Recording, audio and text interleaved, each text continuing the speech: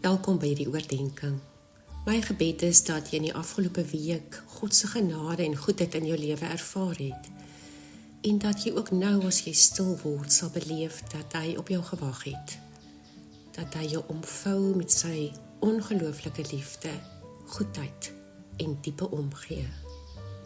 Ja, mag jy ook nou weer in die stil word weet, hy is in, voor, agter en by jou.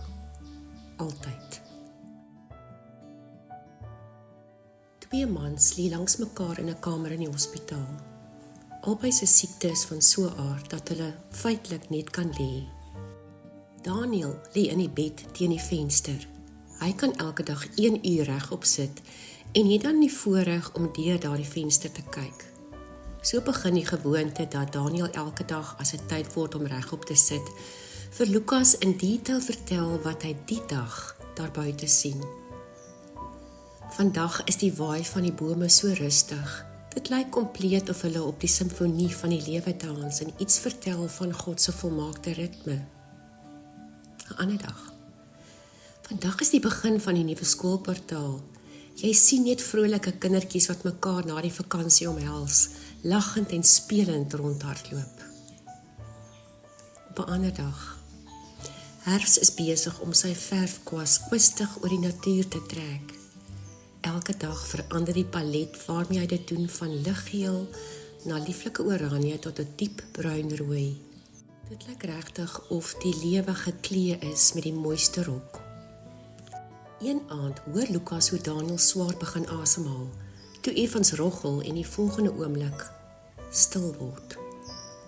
Die volgende dag, toe Daniel se lijk uit die kamer geneem word, vra Lukas of hy asseblief na die bed met die uitsig op die buitelewe kan skuif.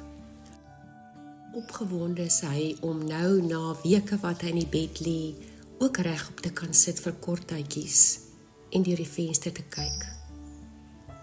Toe Lukas uitkyk, sien hy net een groot spierwit muur van 'n gebou wat reg voor die venster gebou is. Ek en jy kan nie altyd bepaal wat die prentjie is wat ons deur die venster van ons lewens sien nie, maar ons kan kies of ons anders daarna wil kyk, of ons wel die mooi en die skoonheid wil raak sien, ongeag 'n wit muur voor ons. Want skoonheid is verrassend.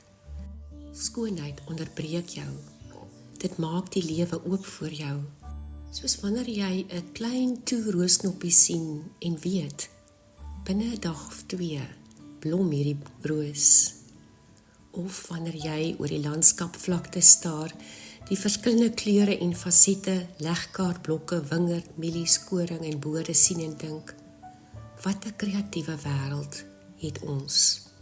Of wanneer jy oor die see staar en die oop ruimtes daarvan, bewus word van hoe die massa water die oranje son elke dag stadig indrink, en beleef dat die ongestoordheid en vrede in jou hart afsak. Skoonheid is die raak sien van 'n pasgebore babietjie se kreukelhandjies en fyn voetjies. Skoonheid is die raak leef van 'n verrassende onderbreking in jou gewone dag, as jy tot nuwe insig kom en besef, hierdie oomblik is die oopbreek van 'n antwoord waarop ek gewag het. Ek kan nou anders na die lewe kyk.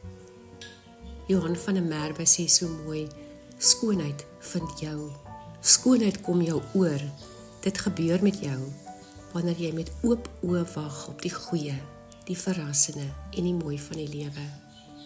Mag jy vandag skoonheid raak leef.